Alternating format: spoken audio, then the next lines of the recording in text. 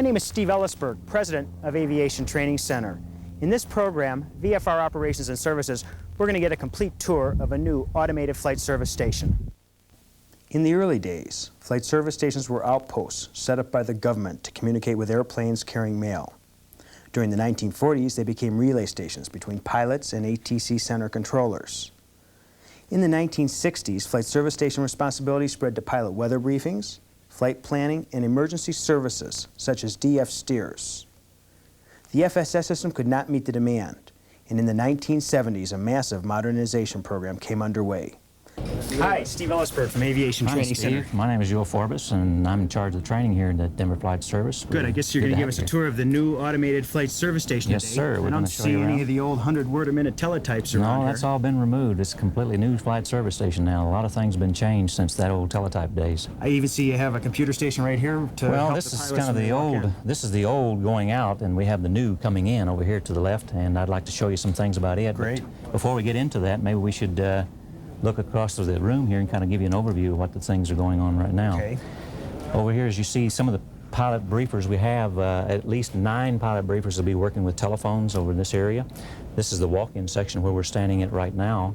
Across on the other side is the in-flight portion of pilot weather briefings, any kind of information we can give the pilot at that area. And then When you back say in the in-flight, corner, you mean once he's airborne? once he's airborne. So this is all pre-flight on this side, in-flight on the other side with flight watch back in the corner. And we can show you some radar and how Model 1 works. Wow. Great. So Sounds exciting. Okay, well, let's show you some of the things we have right here. Now, this is the walk-in position, like I was saying before, and the Model 1 equipment that we have here that allows the specialist to pull up any kind of weather information, whether it be by latitude, longitude, or radial distance fixes, or When you say nav radial aids. distance fix, I'm not sure what that term means. Well, a radial distance fix is using a nav aid and any 360-degree radio off of that nav aid and any distance up to the usable distance of the nav I'd like aid. to back up with one term you just mentioned, Model 1. Model 1. Model 1 is just a terminology we use for this piece of equipment. Now, we have other piece of equipment that will be coming down the line, which is called Model 2. The Model 2 will include graphics. This is strictly alphanumerics. When you say alphanumerics, all we see is letters and numerals. Letters and numerals on the screen, right. And it gives us everything that we need for the pilot's weather briefing from one point to another point. Where does this point A to information point B. come from that we're going to be viewing This information here is delivered to us from Salt Lake Center. I thought the big computer was in Kansas City. Yes, it is. That's the Weather Message Switching Center, which takes care of all of the handling and processing of National Weather Service, military installations. All the weather reports are given through WMSC and is distributed through WMSC. Oh, so WMSC distributes it to Salt Lake Center and then you pick it up? Yes, WMSC distributes it to the Salt Lake Center, and then we pick it up from them. There's going to have to be some changes, though. The WMSC Center switches information or transmits it at 2400 baud, and these machines work at 9600 baud. So there's a process right now that's called NADIN, N-A-D-I-N, which will be the National American Data Interchange Network. This system will transmit information from one location to all over the country and all over the United States, Canada, Alaska, Hawaii, the Virgin Islands, Puerto Rico. All of those will be transmitted through NADIN, what we call N-A-D-I-N, and it will go at the 9600 baud rate. There'll be 2 of these locations, one in Atlanta and one in Salt Lake. Will that be distributed by cable or by satellite? Well, it'll be some of it by cable, but mostly by satellite and microwave. Is this the flight service station of the future you're talking Well, about? this is the flight service of the future because things are really changing. Our specialists are being constantly trained. They're right now in the process of trying to train them to just handle this Model 1, which is really, for the old timers, it's really been a change for them, and they're the ones that's the most difficult to get to switch over I've also to the read that there's system. been a high attrition rate recently. Yes, they are encouraging. Matter of fact, they are encouraging people who've been in the agency for more than 20 years to go ahead and retire. Does that mean they're going to be going from the current 317 stations to the 61 super stations I've heard about? Well, that's what they're trying to do. We've been working with, of course, Congress has mandated that we not close in any flight service station until we can provide equal or better services than what we're providing right now under the old system. Of course, we're in this transition period, and it's going to take some time to get that all ironed out. I'll bet. And so we're looking forward to seeing some of this happen. We were scheduled to have Akron and La Junta closed this year, but those are two small flight service stations? Those are the 2 small stations in Colorado. So they're going to change that and hold off for a while until we can get some more information into the system, get some more Model 1 around the country so that there can be more of a switch over all at once instead of just gradually, as like we've been doing. Good. Well, I'll step out of your way and you can show us what the pilots have available just as they walk in and what the briefer can do for them at this position. Okay. Thanks. The Model 1 equipment, and of course we've identified this position so that we can know exactly what position has what functions. All terminals can be assigned different functions by the supervisor function, which is located here in the same building. Okay. Each one of these terminals can be identified as to what it receives, what you can receive on this machine, what kind of flags alert this machine, like if you have, say, a urgent pilot report, or just a pilot report itself, or a weather warning, for example, comes in. So this tells us what the capabilities of this machine is.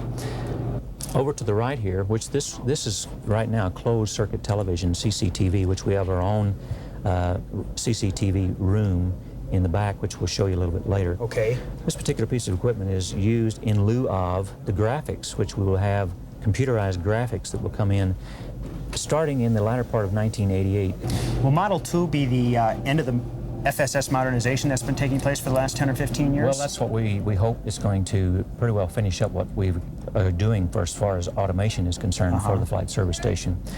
This Model 2 will provide, like I say, the graphics, the portion of that will be able to actually get into the National Weather Service database and receive and retrieve any kind of graphic that we want that the National Weather Service puts out. And not only you'll be able to retrieve this information, but pilots will be able to use their home computers to do this? Well, that's what they plan. Right now is getting into the, like I said, going back to Naden. Naden is going to be the actual switching center that will control the whole country. And release the information. And so the information will be sent to the FSDPS, but the pilot will actually be dialing into the FSDPS, which is located in Salt Lake City. That's the Flight Service Data Processing System or Center in Salt Lake.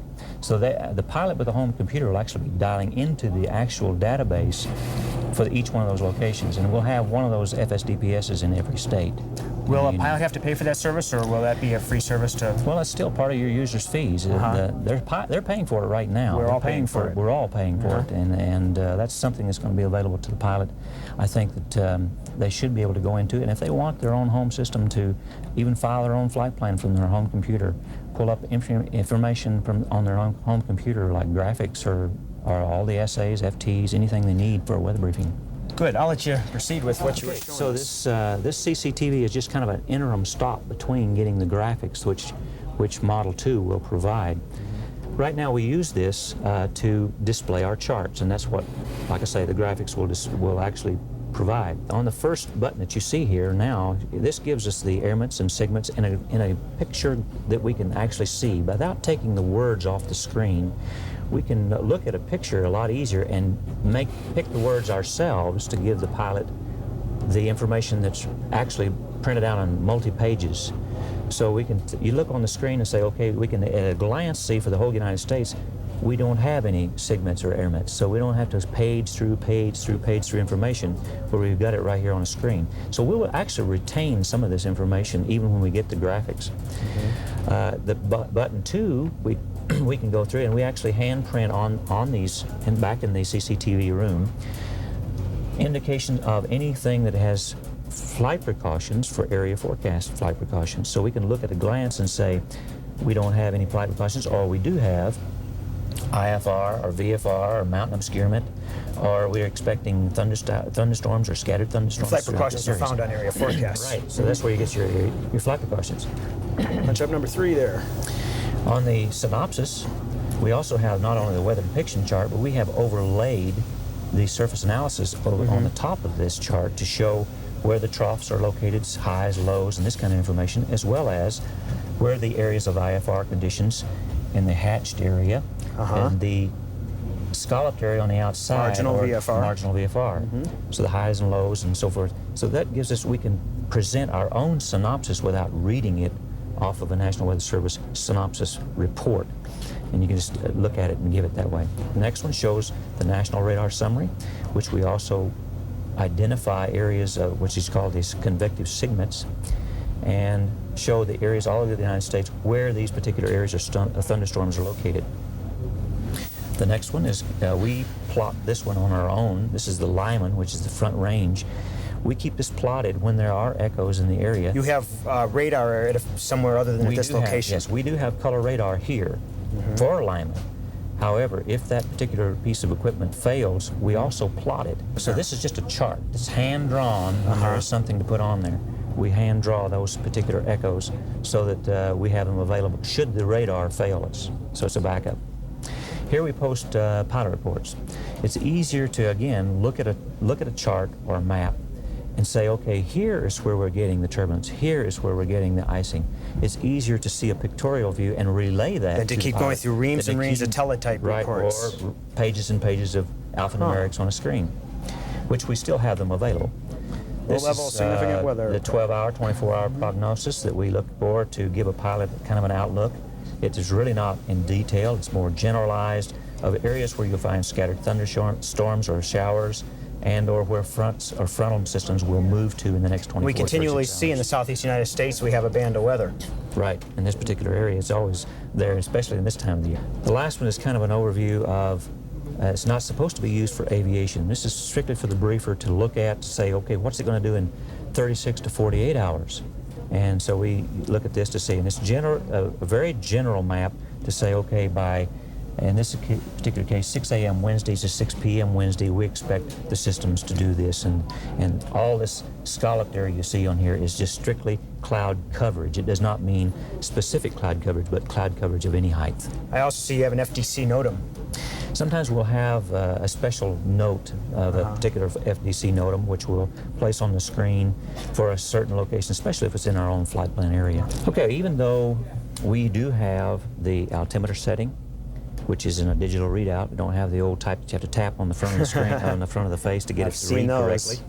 But we have a digital readout. This is at the Centennial Tower location. It's remoted into this location, even though we don't use it particularly at this location. It is still available to the briefer should someone say, well, what's the current altimeter for this location? Or a student pilot wants to know if the winds exceed 10 knots. If the winds exceed 2 knots or is crosswind limit or whatever it may be. So we do have that information available. This is strictly for the Centennial Airport right here, which we are located. Also have our clock and our telephone system, as you can see here. The telephone system will be replaced. We'll be replacing with what's called ICSS, which is Integrated Communication Switching System. And it will completely replace this whole unit that you see here. It'll allow us to communicate from radio to telephone, back again. It allows us to be able to record information. What you're saying is you're not just tied into landlines. It's not just tied into landlines. You can talk directly to the center, directly to the tower, directly to a pilot, just by pushing a button. So it's going to be a whole new system for us too. They've already used this around the country. Been having a few problems, but they're just minor so far, and we're expecting to have this in February here at the Denver Flight Service. Well, this sounds pretty exciting. Let's go on and take a look at some specific applications. Okay, now this is the briefing area where we receive telephone calls.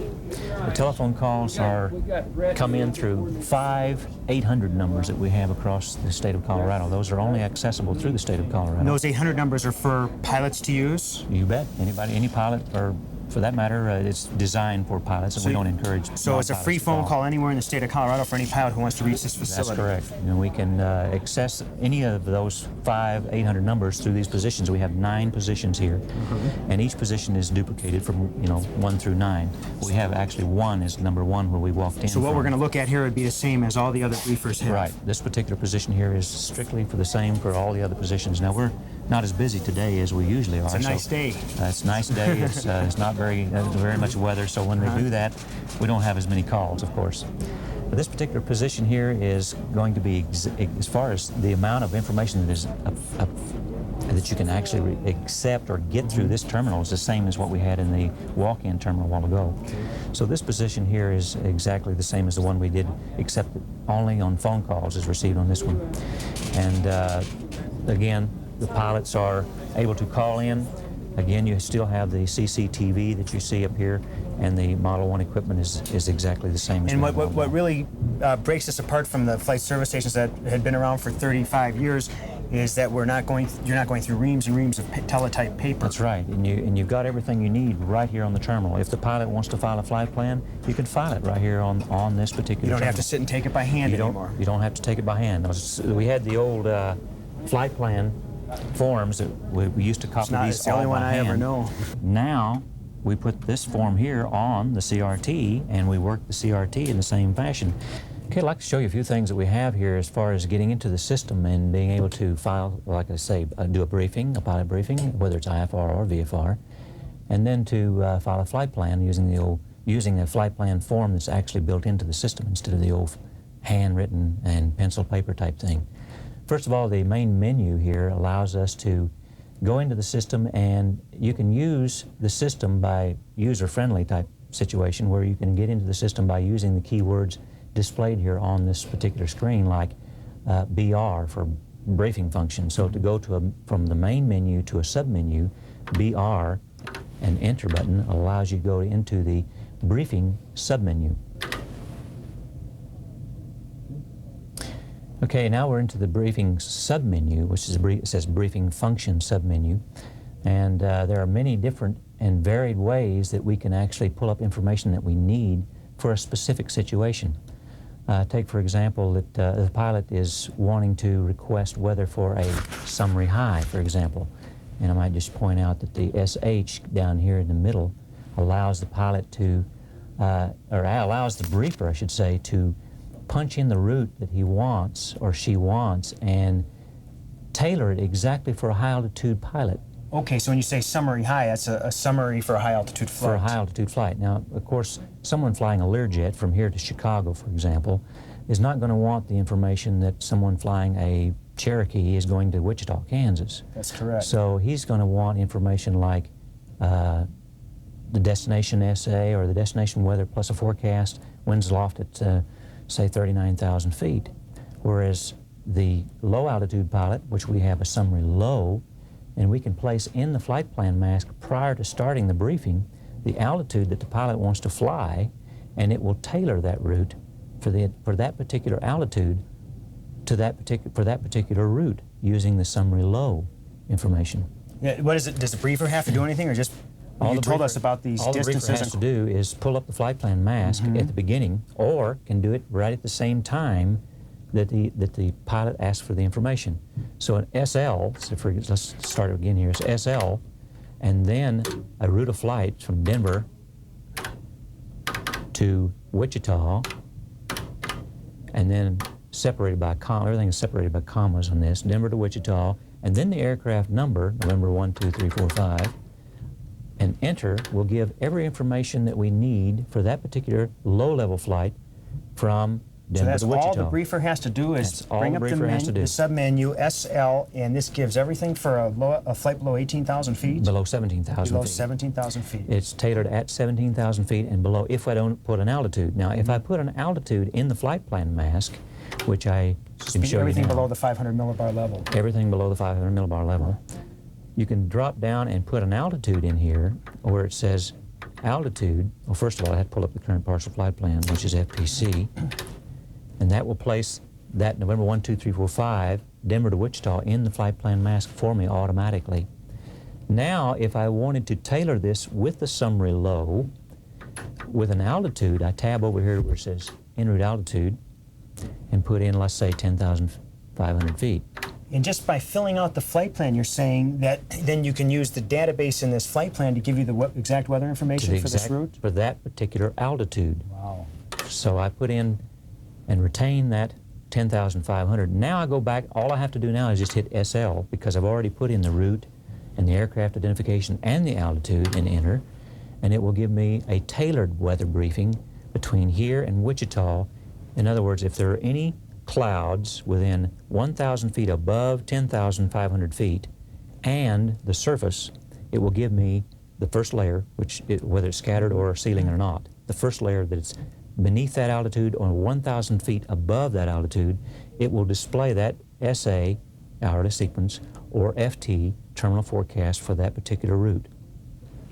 So you have, on this particular screen, as you move down to the SA reports, you have the departure airport first on the screen, and then you have Wichita, which is your destination, should you need an alternate or you specify an alternate in the flight plan mask at the beginning, then it'll also give you your alternate SA as well as the FT in this particular SL request or summary low request. As you move through the report, you can see your area forecast comes next, which gives you your generalized forecast for the route of flight that you have for that multi-state region. For a multi-state region, starting like going out in Colorado. Even though it does show Arizona, Arizona is part of that particular area forecast. That's where the briefer has to know what sections to pull out and be able to give the information that's required. Okay, as we move through the Colorado and then through Kansas, to get into the Kansas forecast or the Kansas area forecast, you notice that Chicago is here at the bottom of the screen, and we go right into the Chicago area forecast and are able to pick up the Kansas locations. Since Wichita is in the central part of the state, we're interested more in the elsewhere here because it's specific about the northeastern quarter or northeastern quadrant of the state of Kansas. And just because it's nice there, we can't assume it's nice in the rest of the state. That's right. So there is some significant changes between the northern and eastern portion and the elsewhere as far as Kansas is concerned. In this location here, like elsewhere, it says no clouds below 12,000 feet. And where it says 12,000, it means MSL clouds. Where it specifies AGL, as you notice, then it's referencing clouds above ground level. So the briefer must be aware of those changes because they're quite subtle and they change quite frequently. Noticing that the time period is very general because it's just saying no clouds below 12,000 feet. We're not being specific about a cloud height or a visibility because that portion is, we go on to the terminal forecast, which is coming up next, or should be coming up here shortly. Now, each area forecast covers a great deal of, or a number of states, so we have to page through that information. That is a little bit inconvenient, but it also allows us to have the information. Should there be some changes, it's there in front of us when we ask for it. Now we're getting into the terminal forecast. Notice that the terminal forecast for the departure station is always first, followed by the destination. If there are any in-between stations between Denver and Wichita and terminal forecast, they come up afterwards, which is a little bit out of the format the way it should be set up. But a lot of times a pilot wants to know immediately, what's the forecast for my destination? Then you go back and you may give information like they may make a central stop, may say at Goodland or at Russell. So we can give them terminal forecasts for those particular airports. Like I say, these are only good for a 5 nautical mile radius of that particular airport that is giving this particular forecast for. After we have the terminal forecast, then we go into the winds aloft. All this is done by one single command. The winds aloft, or when you say one single command, just by hitting enter just by hitting enter each time, it moves it into the next page.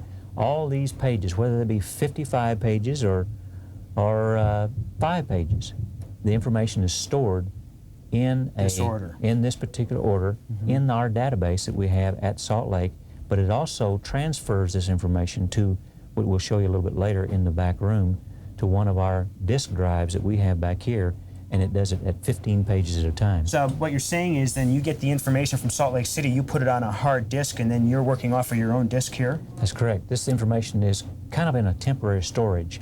We have a temporary storage unit in the back room. It has 5.2 megabytes, which handles or stores up to 15 pages at a time per terminal. So each terminal can store 15 pages of information at one time, and then it can be used to displayed. Now, if it's more than 15 pages, as one page is viewed, and you get to the end of those 15 pages, another page is replaced to it if there are additional pages more than 15. Now, is this winds aloft forecast you're showing us here set up for the trip we gave it, or is this just the standard winds aloft forecast? No, this is the setup for the exact trip that we gave it. We asked for a trip from Denver to Wichita, and it gives us the inner, not only, well, there's some more pages on Goodland, Garden City, and Salina. Garden City, Salina.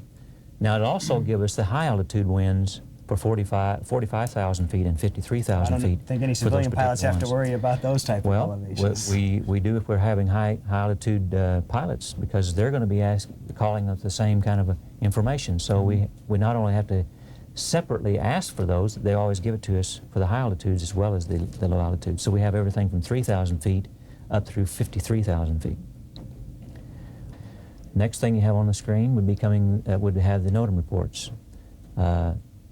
This is very important to the pilot, and especially to the instrument pilots when you have any kind of ILS or approach lighting system, or what we have here, which we have numerous of those, are, as you can see, the Wichita ILS Glide Slope 1 right is out of service, and looks like they do have the ILS 1 left, and of course you get into categories like Category 2 is not authorized.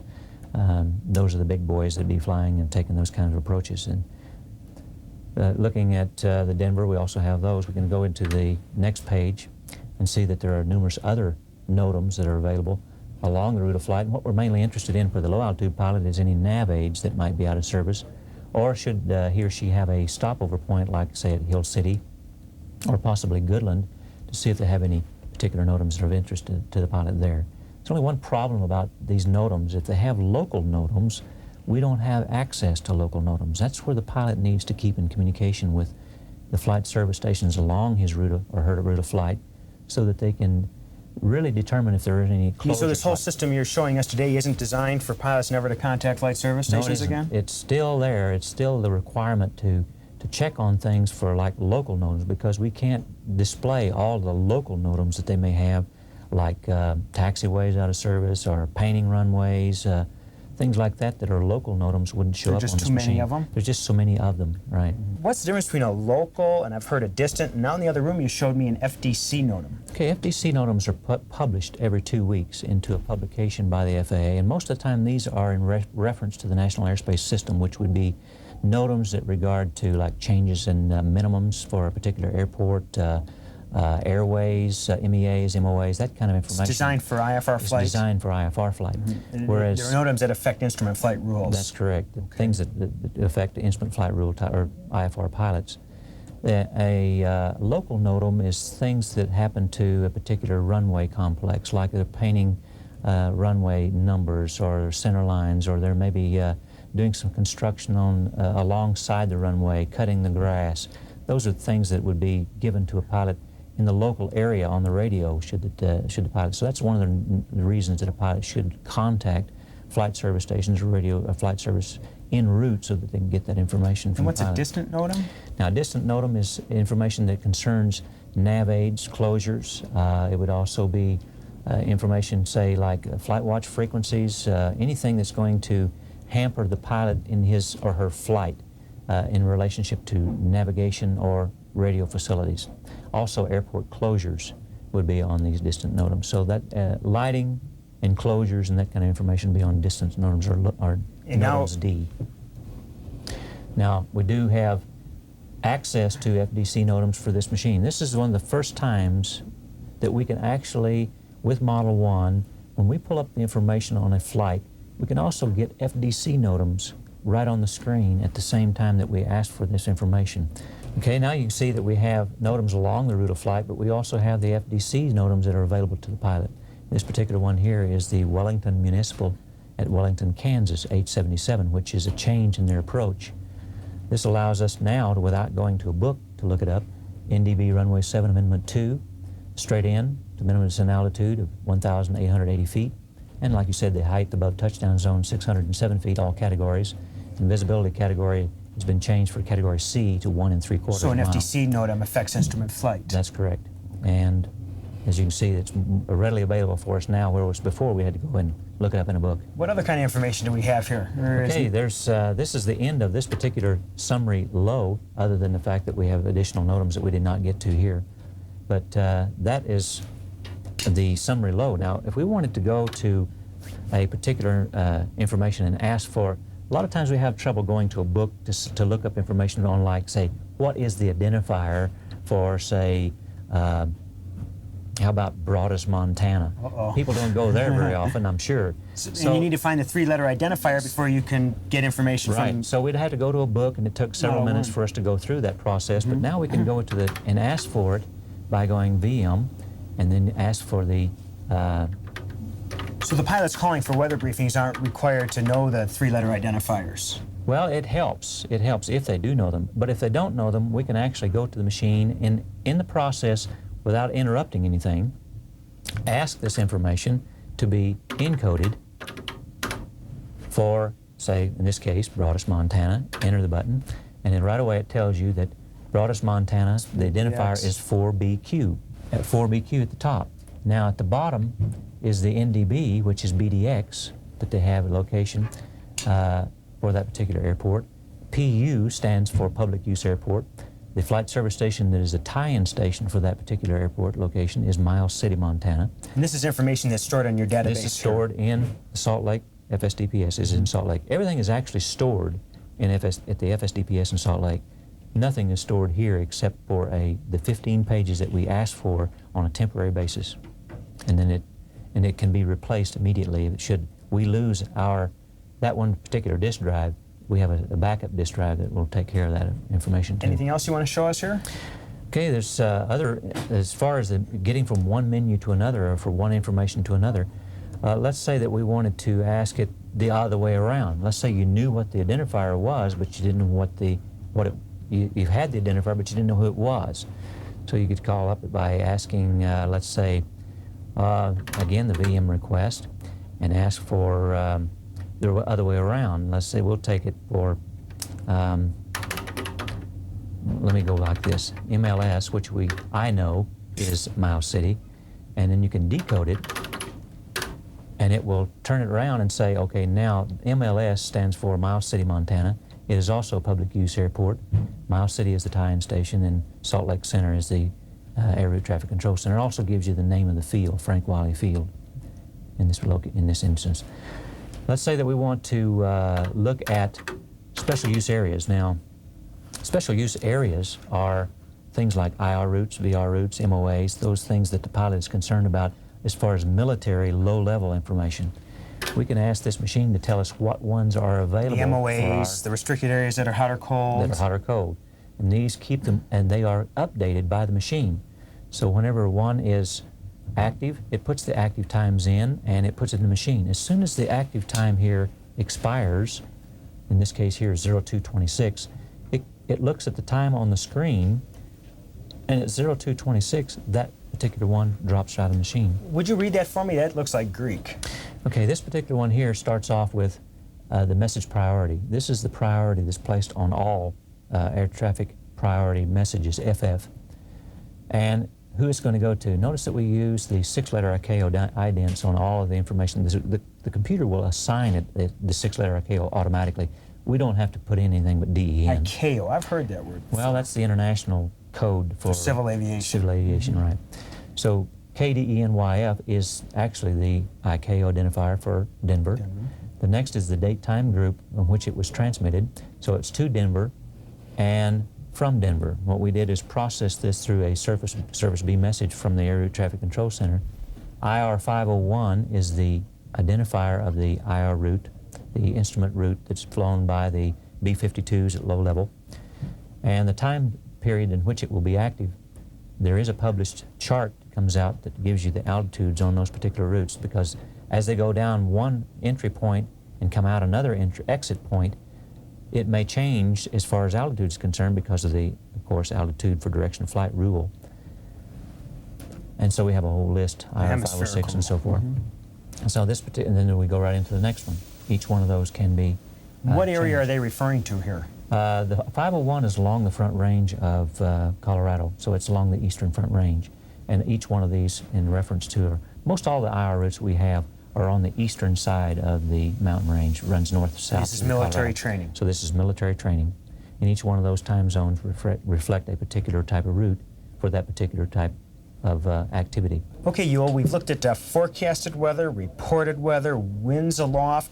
You've seen how flight plans are entered. We've looked at NOTAMs. You've explained the different types of NOTAMs. Now we've looked at different types of restrictions to airspace. Anything else you want to show us? Well, we have what we call search and rescue. Now, this system will actually alert us to an overdue aircraft without us having to actually go in and peruse or look through a list of information. The way I used to see it is you would have a pile of flight plan forms like this. Yes, we'd have flight plan forms like that. We'd try to separate them and put them in little slots to kind of keep track of them. And We put them on strips and sequence them now, but this machine will actually do it for us now. Next thing we have is the inbound list. For search and rescue. For search and rescue. And this particular list will alert you whenever there is an aircraft overdue.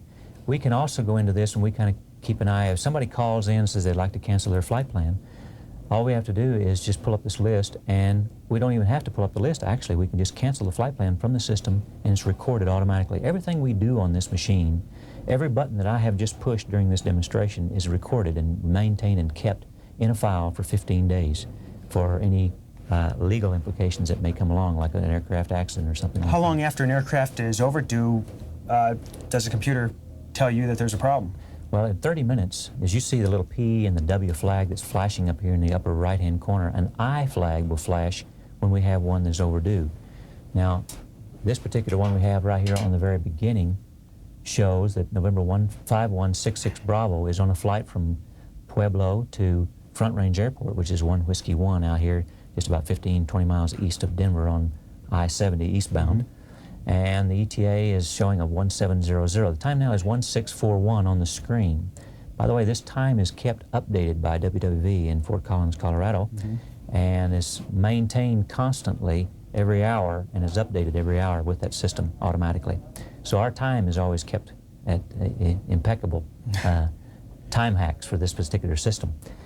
This aircraft, in 30 minutes beyond its ETA, it will generate what I called a while ago an I flag and alert the specialist working the flight data position that this particular airplane is overdue. How would you expect him to close his flight plan as he arrives at an uncontrolled airport like Front Range up in Watkins, Colorado? Well, he uses his radio for one thing, or when they get on the ground, they can use the phone and call us. The phone's a free phone call. It's an 800 number. Where would he find the frequencies to call you on the radio? Right on their sectional chart, right on there. And the pilot is required by law, by FARs, to carry a sectional chart when they're flying. And he can also use the toll-free number to call you? Absolutely. We got an 800 number that 5 of them, they can call us and talk to us anytime they want to. I've never seen the 800 numbers on sectional charts. Where does a pilot go to find that information? Well, we do publish little cards that we give out anytime they're in any flight service station in the state of Colorado. They can pick up one of these free cards that gives them all the phone numbers for all the flight service stations in Colorado. Also, it's listed in the telephone book. Also, probably the airport facility directory has it. The facility directory also has it, absolutely. So in this case here, if a pilot is going to land at, like we said, Front Range Airport here, at 30 minutes beyond their ETA, we'll get an indication on the screen in the form of an I flag, what we call flags. And all these flags flash, as you've been seeing on the screen, and that generates a notice to the specialist that this particular airplane is overdue. Now, if this pilot on his way to Front Range Airport wanted to do a little sightseeing or had to make a detour because of a thunderstorm this afternoon, how could he amend or extend his flight plan? Call any flight service or any radio station along the route that, like, if they want to call Goodland, for example, and let's say that Goodland is closed down. If they call Goodland Radio, Wichita would answer. Since Wichita is going to be the hub or the remoted facility for the state of Kansas, they could call Goodland Radio and Wichita will answer. Or they can call any of those nav aids along that somebody's going to answer them on that frequency, 121. Let's see, 122.1, 22.1, listen over VOR. And then they can extend their flight plan. They would send us a message, and the message will come in and automatically change the ETA. We'll never even see it. It comes in, it changes the ETA, and then the aircraft is moved down the list in the chronological order by time.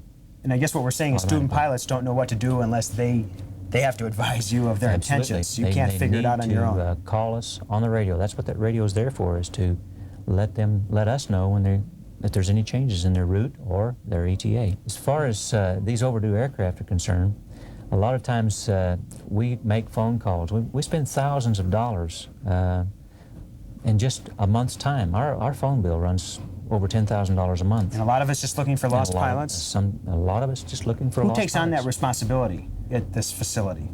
Our flight data position takes on the responsibility of searching for an aircraft. If it becomes to the point where they can't be found after 1 hour and 30 minutes beyond their ETA, then the responsibility shifts over to what's called RCC, which is at Scott Air Force Base. They, in turn, get a hold of the Civil Air Patrol and the local areas, which this particular airport is or this particular aircraft is overdue, and then they start a physical search after a certain amount of investigation. So it is quite a lengthy process of going through. Probably very frustrating too. Sometimes it is, especially whenever the pilot didn't close and he's out in a bar. He's out in a bar somewhere having a drink after they've finished the flight. So it gets a little frustrating. Yeah. Anything else? Well, let's see, that covers most of the functions that we have. There are 160 keywords that we use in this system, so you see it's not learned overnight. It's a process of learning and continual training. Good. And I guess the next area you were going to show us is the in-flight portion of the flight service station, where the briefers deal with the aircraft in flight. You bet. We'll move up. We'll move up and go to that section right now. Okay. In the other room, you were just explaining about search and rescue. I see here a very sophisticated DF system. Well, we're going into what we call digital DF. Digital DF is, well, you can see an old-style DF right here to our left here. It's even got a strobe on it for us to show you how it strobes. If a pilot was transmitting, that strobe would point in the direction in which the aircraft was transmitting from. So what does a pilot have to do to use a direction-finding service? Just press the microphone button, and we can trace them down into where they are by in a matter of seconds. In a matter of seconds, right. So this instrument here is being changed to what's called digital DF. It allows us to do the same thing as that one, except that we don't have to read the numbers. The numbers will actually appear on the screen itself in a form of a radial to where the particular DF site. Now, does this pilot have to be in line of sight of this flight service station to use your new digital DF system? Well, it's still a line of sight situation, but it does not have to be in line of sight with this particular facility because they are remoted into this facility. For when you say remoted, you mean like to a navade, a VOR at another location? Yes, this particular location is at Alamosa, which is about 150 miles southwest 150 miles southwest of here. And this allows us to locate any aircraft that's lost in that vicinity of that particular, or receiving of this particular navade. So in this case, a pilot would only have to be in line of sight of a VOR at some distant location for you to be able to give them a steer to any place? Any place. So if we can use a chart. We have a chart that's set up to where we can pull out a chart and look at any location reference to this navade and this DF site. This is co-located with the navade, by the way. Most of the DF sites are always at an airport, in the center of an airport. But this one here is actually located at the navade itself. So we can take a strobe or a radial distance off that navade and actually have a pilot fly to that radial, then fly outbound or inbound on that particular location or that navade. At least to let them know where he is. And let them know where they're at. So it's not really a cross fix per se on this. It's actually let us see what direction they are from that particular location and then do a cross check with another navade. What's the value of this in an area like Denver with all the overlapping radar facilities that are around here? Well, sometimes your secondary radar may be out of service, like your transponder's out of service, and most of the approach controls and air route traffic control center, they may not be able to pick you up on raw radar. Like if you're down in a valley like in Alamosa, there is no radar There is no, that's right, and they can't really pick them up down there. So this allows us to find them and help them locate their position. Gee, I know with the growth of Model 1 and then Model 2, there's been some concern over loss of services to pilots, especially in emergency services, and what you're saying is the services are going to get better. Yes, sir. As a matter of fact, we've got 3 that is installed. We're going to have a total of 5 digital DF systems that are strategically located throughout the state, perhaps in areas where radar coverage is not as that good because in the mountains. Great. Keep moving along. Okay. As we can see now, as we move down a little bit further on to our left here, we have the in-flight position. This is where the pilot can talk to the radio, to Denver radio. And we have 17 outlets, as far as 17 VOR outlets that we have around the area. To our left here, we also have an IoT-1 and IoT-2. These are called second-generation equipment, which monitor the status of the navades. We can actually know if somebody even enters one of the navade buildings by an intrusion alarm or if they have a fire alarm. This system, as soon as they have a failure, it'll tell us what the failure is, whether it's the VOR, whether it's the TACAN, or it's the DME portion of the TACAN, and it'll automatically tell us what's wrong with it and what we can do to get it restored. Now we can move over to the in-flight position. At the in-flight position, we have numerous navades that we monitor, like Gill, Thurman, Lamar, Kiowa, and Colorado Springs, to name a few of them. Each one of those black knobs that you see there and the little red toggle switches beneath allows us to either listen and or transmit or actually mute out any others that may be calling. So if you have like 5 or 6 or 7 people calling at the same time, you can actually mute those out so that you can hear just the one aircraft talking on that one nav aid. I also have frequencies at the top that allows us to have discrete frequencies such as 122.2 down in Pueblo, or discrete frequencies in this area like 122.35. What do you mean by discrete frequency? A discrete frequency is one that is especially for our own area or a specific area that we want to use. So if we have a need to talk to an aircraft on a one-to-one basis, we can have them move or switch to that particular frequency as a discrete frequency. We also have published frequencies too that are used quite frequently and that are charted on your charts, like 122.2, which is an en route frequency, 122.6, which is in the vicinity of an airport, or 23.6, which is an airport advisory frequency, which we don't have. We don't do airport advisories in the automated flight service. Would you do a remoted airport advisory, or that's You can't, because you must be located at an airport before you can give an airport advisory. You can give them information regarding that particular airport, but you must be in the vicinity of that airport in order to give traffic for a particular location. That's what an airport advisory is. So the automated flight service is really going to move out of this airport advisory type situation. CTAF, Common Traffic Advisory. Common traffic, right, your Unicoms, right. The next one we have over here to our left is the flight data position. This is the position that initiates the search and rescue. It also takes care of the incoming and outgoing traffic. If you have an incoming traffic, you're going to see it on, as he's displaying right now, you can see that this is the proposed list that shows what aircraft are awaiting a departure on their flight plan, whether it be IFR or VFR. We also receive and process military flight plans at this location. We have multiple leg flight plans for militaries, which it has a lot to do with these particular legs, because you may have 5 or 6 legs going to 5 or 6 different center areas, and each one of those destinations or stopover points for this military may require a lot of communication effort on our part as far as letting those people know that they're coming, because there is quite a bit of high security on military flights, because they must have that kind of security for air bases and so forth. We also receive cancellations and closures over the radio or over the phone at this location. Now the next section we can move to would be the Flight Watch section, which is immediately over to the left. Flight Watch, that's 122.0. Yes, en route flight advisory service, 122.0.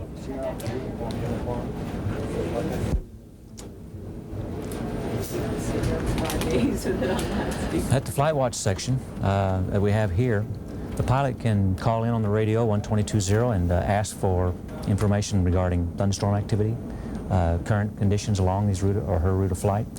We have available to us not only radar information, but we have satellite information, which we have.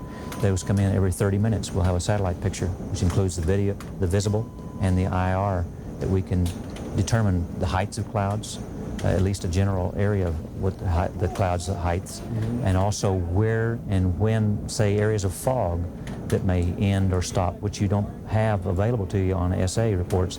And maybe an SA does not fall right along the border where the fog or the low clouds may lie. So that's where the satellite comes into effect. Okay. So as far as the other information they have available to them is the same as we had on the pre-flight positions or the in-flight positions. They have is available to them also, in addition to the Model 1 equipment and the CCTV. Flight Watch is to update a weather information that you need along that route of flight. What if a pilot wants to give a pilot report? Now that's what Flight Watch is about, pilot reports. Matter of fact, we just really solicit and want people to contact. Every phone briefing we talk about on the phone, we ask them to contact Flight Watch en route for any updated weather they need and give us pilot reports, because we always need them. So it's a two-way route. It's a two-way route. And besides, the pilot report is really what the pilot needs. It's something that's up to date, it's current, it's something that somebody has already flown through that area. It's the best weather information the pilot can get is pilot reports, and that's what we encourage all pilots to give pilot reports. I notice a fancy machine behind us over here. Yeah, this is digital radar. It's color radar, and I might give you an example. Okay, this is the digital radar. There are over 126 locations right now that we are able to tie into with this particular machine. We have 2. This other one on the left here is a spare, or right now is on a... Is Denver, Colorado the center of this? This one here is Lyman, Colorado. As we can see on the information at the top, It gives us the station identification.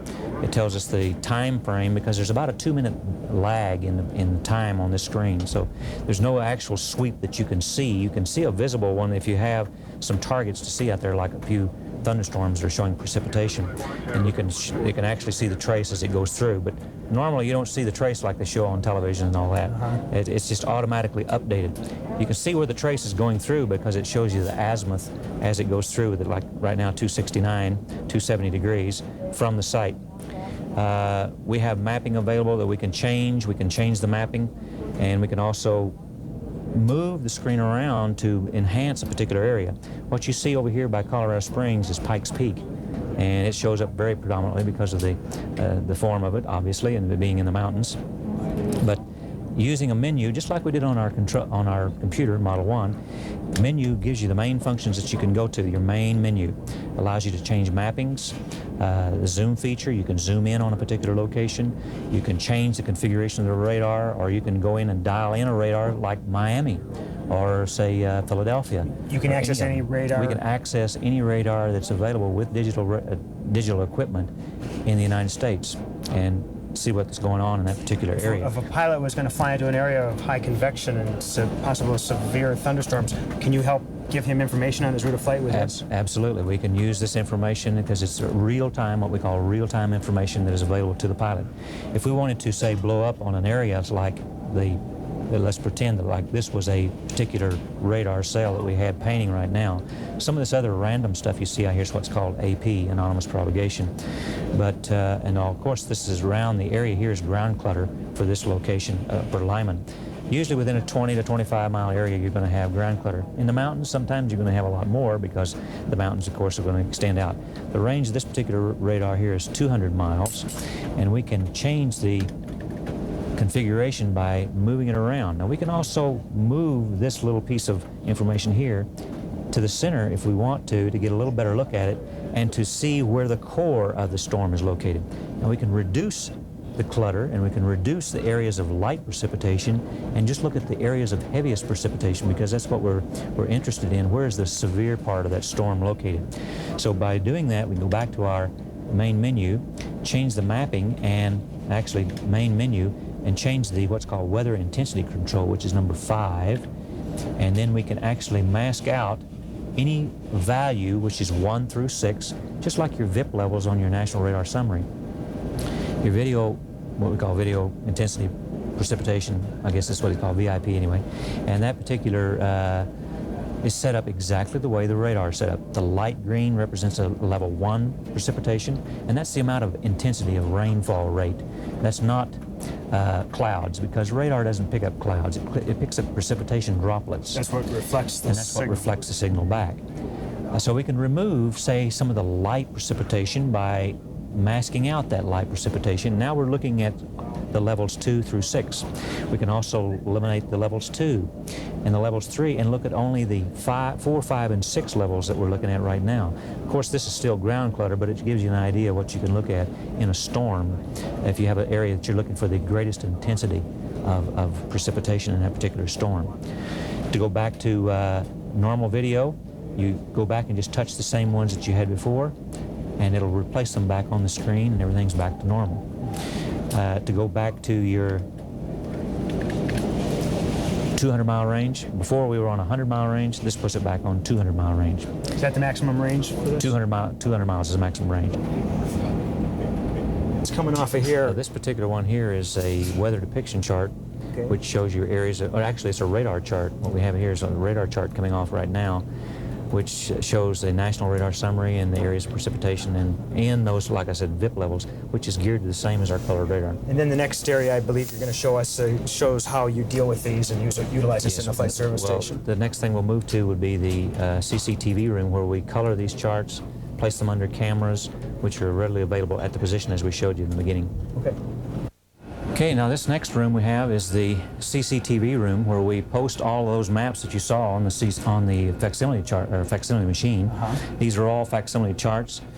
What we do is we put them under plexiglass. We have cameras right above each one of these charts, which will display, like we showed you the display out on the position at the beginning.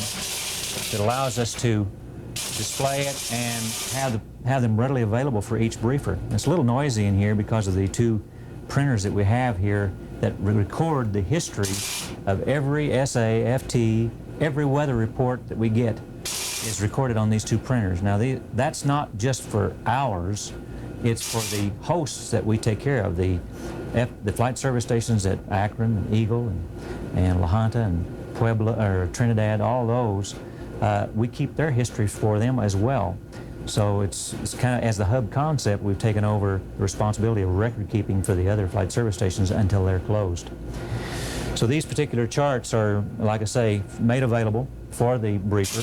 And as you can see, just like the little CCTV that we had on all the positions out there, we got a monitor back here that allows us to punch up each camera and check them to see if they are displaying what they should display. Thanks. Okay, we can move on now to the broadcast room.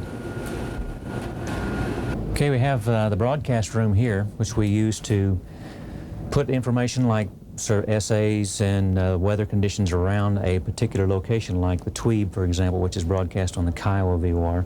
We also have a Tweeb transcribed weather broadcast. How often does that come out over a VOR? Hourly. It comes out with an hourly information. This is the room where the briefer plugs it in. This is where he plugs it in. He or she, they come in here and they use this particular piece right now. Right now it's out of service, as you can see. Some of the tags, we've got some working on it. As soon as they get that straightened out, we'll be back to business as usual. We also are putting on what we call a soaring forecast for those glider pilots down by Black Forest Airport. Colorado Springs is a major Colorado Springs, a major glider port. We also have a hot air balloon report we put on every morning at 3 o'clock, and it runs until about 6 a.m. to give information on that's concerned for hot air balloonists. And we also have route broadcasts that we put on just for a particular route, ones that are traveled quite heavily, like from here to Grand Junction, or from here to Denver to Billings, Denver to Salt Lake, Denver to Amarillo. And we just put that on there, and the pilot can dial into that number directly. And use it with any touch-tone phone and pick up those recorded messages. Pick up those recorded messages and then decide whether or not they'd like to go by that information, and then call a briefer and file a flight plan, get their name on file so that they've got something for their insurance. So this is the room where I know a lot of pilots in Denver use that service all the time. Yes, there are. There's a lot of people varying use reasons. it. And it's not necessarily a good something that they would use by itself, because we don't put NOTAMs information on there. We don't give a complete briefing on there. There's enough there to let the pilot know, hey, do I want to go? Go or no go? Or no go. Mm-hmm. So that's really what it's for. Okay. So we can. That's mainly what this whole room is all about. Thanks, it's just strictly broadcast. Now we can move on to the back room, and I'll show you more of the computer. Okay, now we have the processing units that take care of the Model 1 equipment. What you see here is the AFSS Communications Equipment Rack, and the information that comes to us is processed through this rack.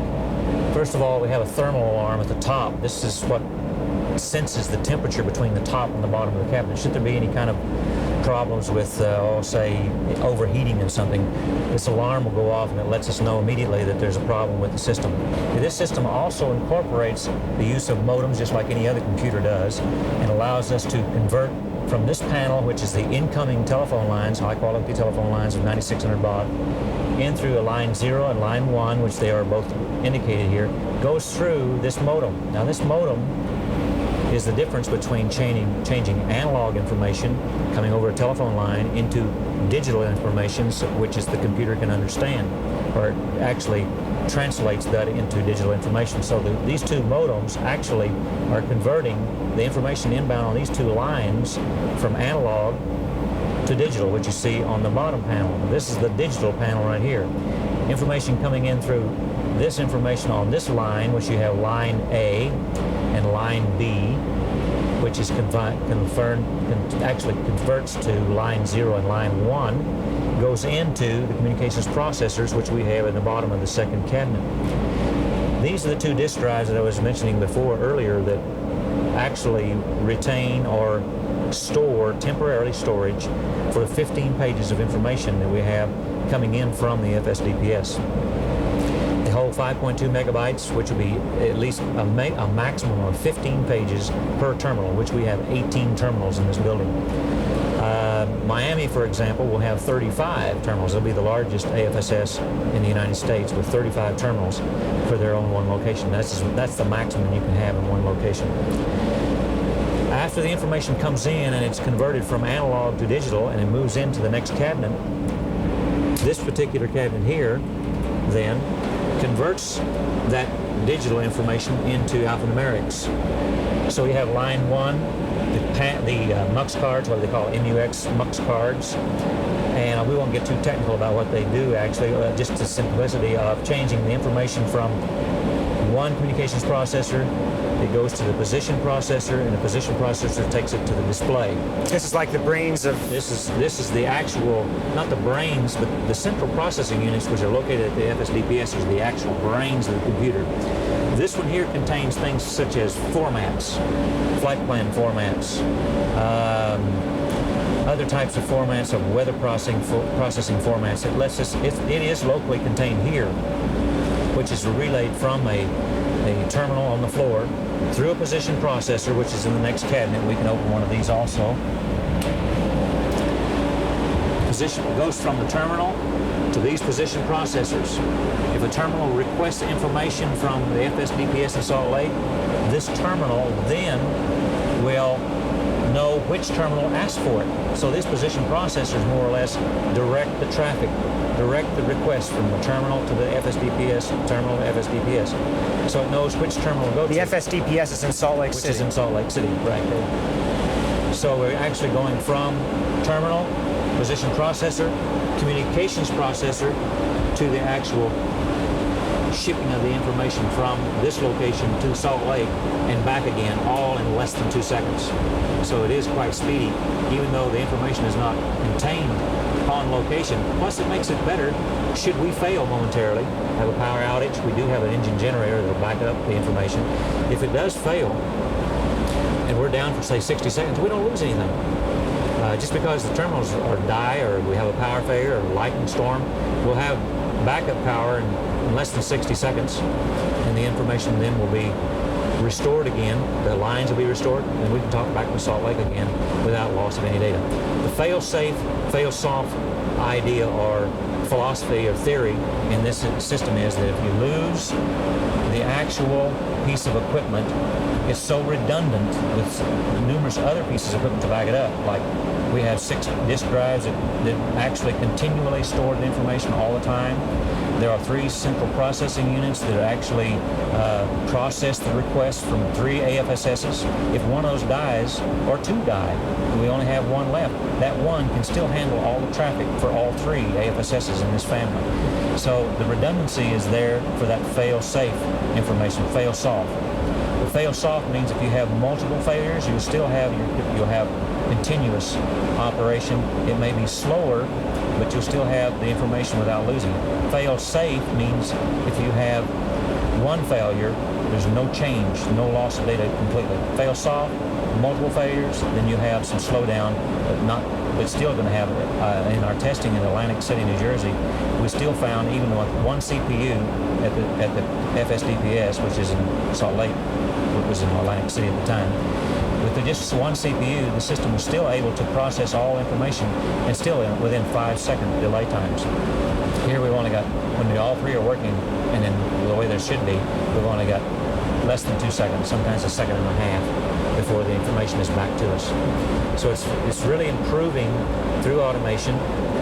The process, what we used to do manually, we had people run from one location to another, taking flight plans or scripts or information that need to be transferred from old teletype sessions to from the briefer himself or herself and from the radio. So it was quite a process of change for everybody to have everything automated. You know, you got lists to look at, you got everything is done automatically. You don't have to worry about it anymore. It's quite a tour you've given us. Okay, well, it's certainly we have. Would like to show you some more about the FSDPS, but unfortunately that's located in another place. Well, instead, maybe you can give us some final words of advice to upcoming pilots and pilots that are new to a system like this and how they might better utilize these services and make life easier for the flight service personnel. There's only one thing I can say that would help the pilot and help us, and that's to, first of all, be patient to begin with, because we've got a lot of training still yet to do. People are still just getting used to the new equipment. They're not completely familiar with it as yet. There are going to be a little times when we're slow, and But I think as we go along and get used to the equipment, it's going to improve greatly as far as our being able to handle the equipment. We had only 3 months to prepare for training 55 people, and these people only worked some of the positions maybe once a week before they would get back to that position again. Each position is different. Each one has certain functions that it will do. Well, that's interesting advice, because usually it's been circulars in aviation talking about how pilots can make it easier for flight service, and now you're saying in this situation and during this break-in period for Model 1, pilots have to bear with a little bit with this personnel here to make your job a little That's correct, easier. and it's going to be one of the best things that we can say for a pilot to now help us is don't start right off with a lot of information to begin with. Just give us your aircraft type, the route of flight that you would like to travel, and your aircraft identification, and that's all the basic information we need right away to start getting to process the weather request.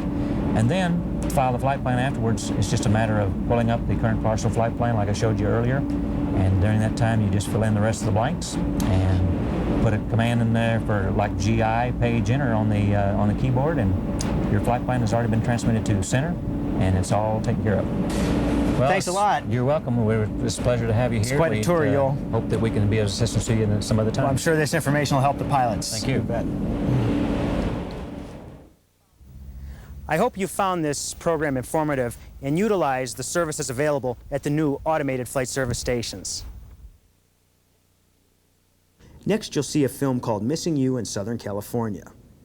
This is on the use of radar in mid-air collisions. The Air Force gave it to me, and I think you'll find it very informative.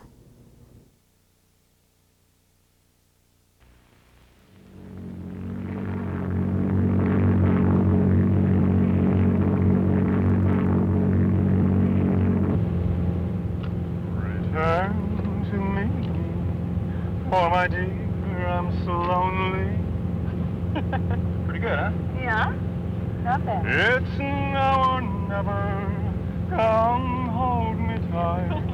Kiss me. I don't need to go to Palm Springs or Las Vegas. I got a floor show right here. Just look at me. I got 3 development projects under construction at the same time, every one of them on schedule. I finally got myself a man I can trust to take charge so I can get away, and my favorite girl's agreed to come fly away with me. Of course. But just remember, your favorite girl still needs to earn a living. You took an oath that I'd have an opportunity to find a good photo story. And we need something juicy. An expose or some hot scandal, you know, so I can sell to some blasé editor. Rob, listen. I can feel it in my bones. You bring me such good luck. We're gonna get rich at the crap table. Sure we are. Sure we are, and I'll tell you what else. We're gonna get to the end of the trip, and you're gonna be packing, and you're gonna go, oh no, here's my camera, I forgot I brought it. No, well, you know what I bet? I bet the gamblers laugh a whole lot more on their way to those green felt tables than they ever do on the way back.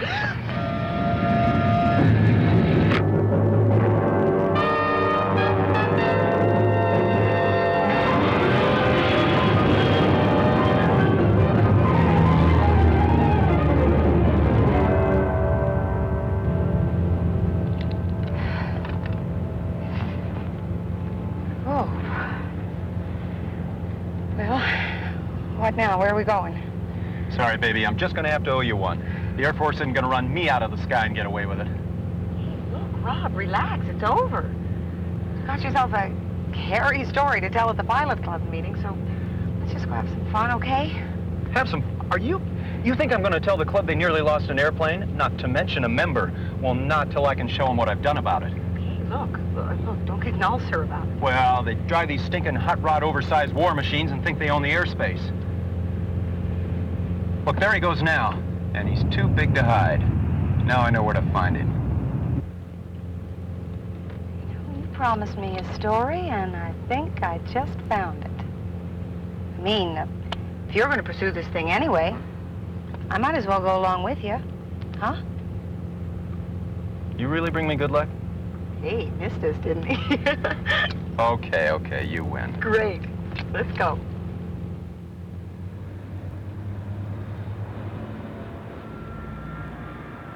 What, you mean you already know about it? The pilots report a near miss as soon as it happens. You seem surprised. Oh, there you are. You guys go charging around thinking you own the airspace, practically running down other airplanes, and you're not even embarrassed to be caught at it. Sounds like you've already made up your mind who's at fault, sir. Can I explain? Oh, well, what's that supposed to mean? I tried to run him down? Would you like to know what he was doing? Yeah. He was making a standard instrument departure. Really? I was on an airway. Come on over here. I want to show you something. The terrain acts like a funnel, squeezing all traffic together. Look, here we are at March Air Force Base. We're usually operating to the northwest. And here's Victor 16 to the desert, going right by us. 395 to San Diego is within spitting distance of our main runway. Interstate 60 is just to the north. Here is Paris Valley Airport, just inside our radar downwind. Besides the small aircraft, they fly balloons and have a large skydiving operation. Hemet Ryan is right here. Their traffic arriving from or departing to the west crosses our final approach course. And here's Norton Air Force Base, just 15 miles away. That's where the big C-141 came from. They come in here to practice approaches.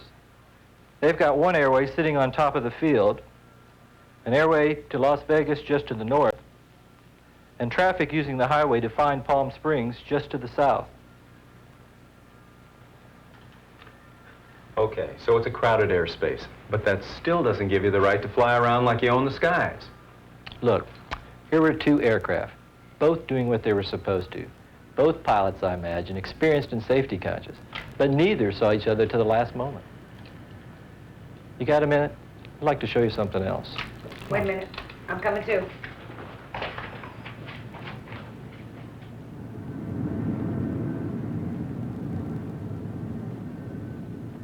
Take a look out there and you'll get some idea of the problem.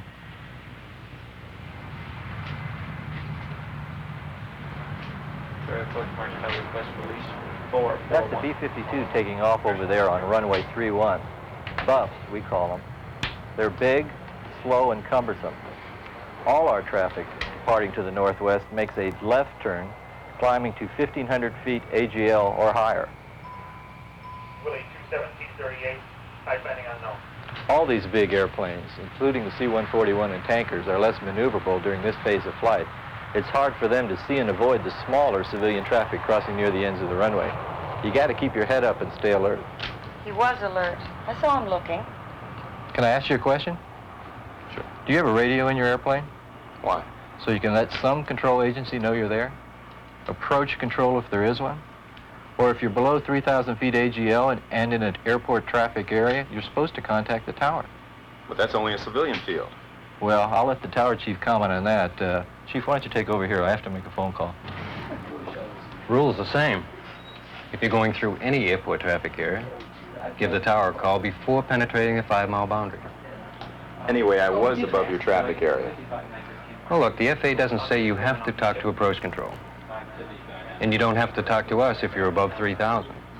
What I'm trying to say is we have a better chance of keeping people separated if they're talking to some air traffic control agency. Light aircraft go through our airspace all the time. They never give us a call. Why is that? I don't know, maybe they think they're not supposed to talk to a military tower. Or they think that military aviation uses different lingo. But we don't care what they say, as long as they give us a call. Well, now, is that where the risk is, at the airports? That's where the crowds tend to gather. Well, and then we have our MTRs, our military training routes. That's another problem. Here, let me show you on this chart. Now, MTRs are for navigational training. This chart shows you their location. Now, you have to look for them because they don't exactly pop out at you. Heavy VRs are for visual routes, and IRs for instruments. A route with a 4-digit number means that they stay down low, 1,500 AGL max. A 3-digit number means that they can also be above 1,500. Now, you've got to look for them, or you can contact a flight service station to see if they're in use. You know, the Air Force has tried to set up places where we can go fly without getting in anybody's way. But we can't separate the military traffic from the civilian traffic completely. I think everyone who flies has a responsibility to watch out for the other guy. See and avoid, huh? Exactly. And I thought you might like to find out about one of the scanning techniques we think really works. Would you like to go for a hop this afternoon? Jet? Sorry, ma'am. The Aero Club at 3 p.m. with one of their instructor pilots, Bill Cantrell, if that suits you. Should work out just about right. Oh, great. Let's go. Okay.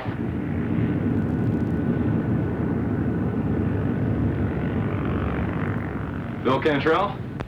Yes. Dave Hi. Craig. Dave, nice to meet you. How Nice are to meet you? you. Just fine. And this is Oh. Robin with her Hi. magic camera. Nice to meet you. Nice to meet you Please too. sit down. Thank Thanks. You just move some of this stuff out of your way. you. Yeah, well, what in the... I thought this was just a local flight. We going someplace? Pardon me? Oh, no, it's just local. This is just me. I like to always do some flight planning, even if I'm flying in my own backyard like today. In the Air Force, they got this old saying, there are old pilots and there are bold pilots, but there are no old, bold pilots. I like that one. Now, let me show you what I'm doing. I know it's all familiar to you. It's one of the things I always like to do when I give an Aero Club check ride. Now today, we're going to be flying through the Tersa, which is this magenta outline here. Mm-hmm. Now the first thing I want to do is check the altitudes of the Tersa for the area I'll be flying in. Second thing I want to do is check the frequency, which is on the panel of the sectional, because I'll be working approach control for separation. Now you understand that they only can give me separation on the aircraft that they are in touch with. It's no guarantee of all the aircraft in the area, but it's like having an extra pair of eyes, and an extra pair of eyes mean a whole lot in my book. Then we got the airport traffic areas, which extend up to 3,000 feet. Now if I'm going to fly through one or across one, I first call the tower, or I call approach control to get clearance for me. Then there's the alert areas, which is the blue shading, means look out for heavy traffic, which is MOA's, military operations area, MTR's, military training routes. Now I try never to fly through one or across one until I've called flight service beforehand to see what's on their schedule. Now today we're going to be flying through an MTR, so I want to call flight service to see what activity they have this afternoon. And I've already checked the AIM and my NOTAMs for details. What? And after you get through doing all this, do you still have any time left to go flying? I know it sounds like a lot, but it takes a lot longer to say actually than to do. Oh, Now I'm about ready if you guys are. I just want to make that call and then we'll be on our way. Sure. great.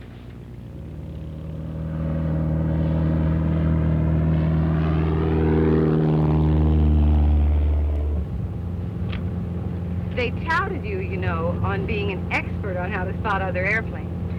An expert?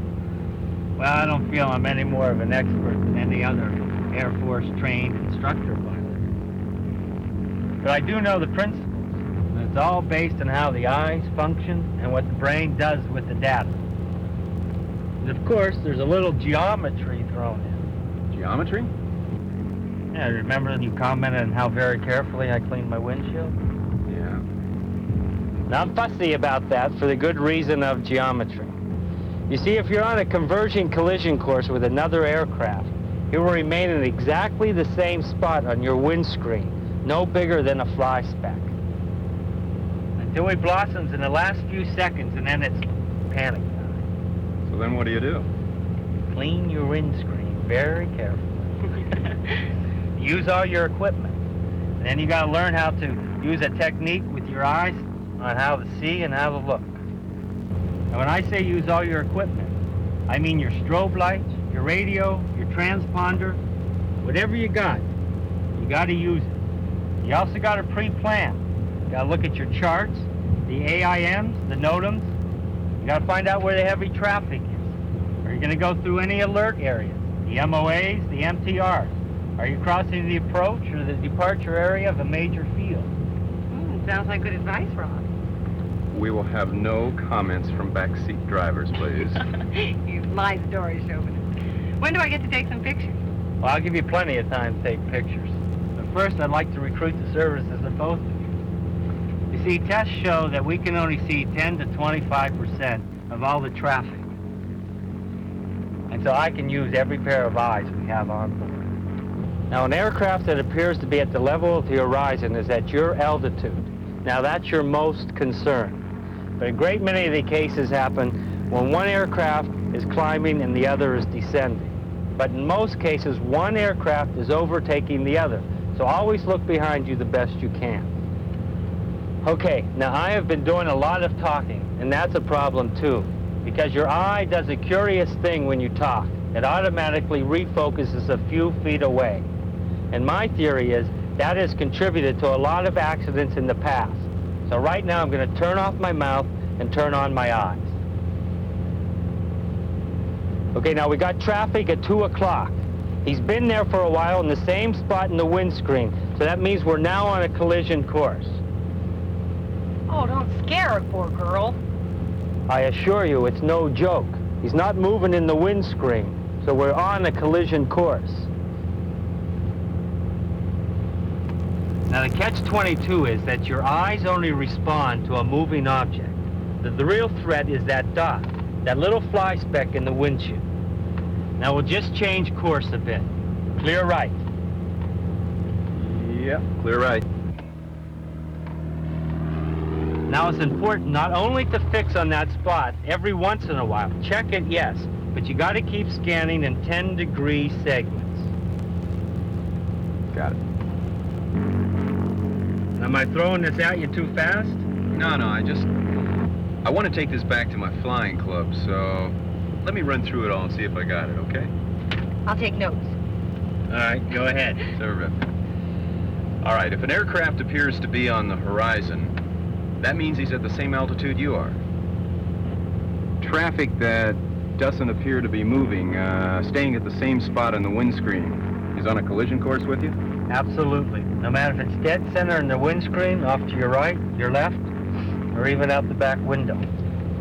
You scan in 10-degree segments, moving back and forth across them one at a time. And stopping your eyes, because you can't see well while your eyes are moving. Excellent. All right. Oh, not bad. Now we're coming up on that MTR, military training route that I told you about. So we're going to have to keep our eyes open for military traffic. Should be below us, though. Hey, what's that down there? That's an F-4, tactical fighter. It's flying about 1,000 feet, so we're okay. We got plenty of separation. But we better keep a watch on him, because if he changes altitude, those babies sure can climb fast. Well, I think it's about time I get you guys back, so you can make Ontario by this evening. Oh, right. The safety officer over at March said that'd be a wonderful place for me to get some pictures.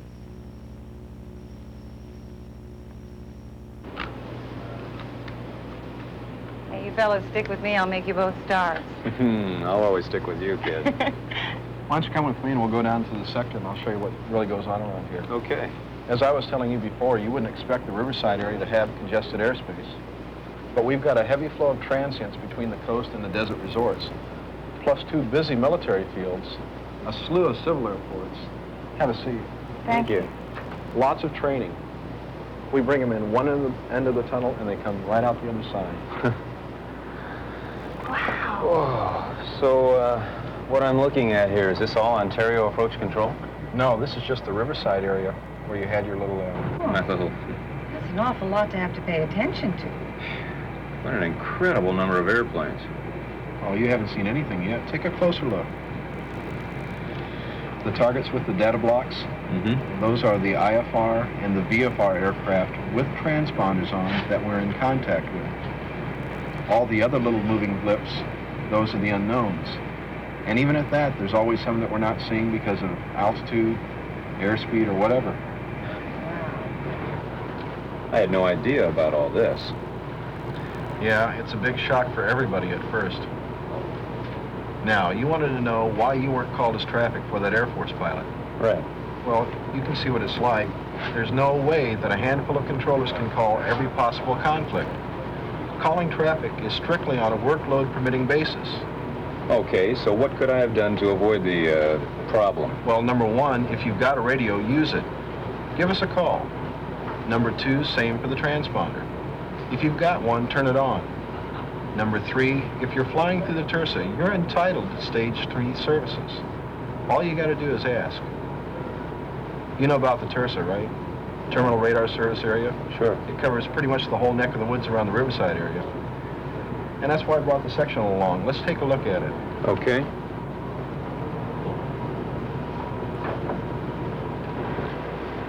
The altitude structure is shown for each area, surface to 9,000. And the frequencies are all listed in the tower frequencies panel of the sectional. Those frequencies bring you right into approach control, to us. Let me get this out of your way. Hey, would it be all right if I kind of wandered around and took some pictures? Oh, sure, go right ahead. Oh, great, thanks. My own little Lois Lane.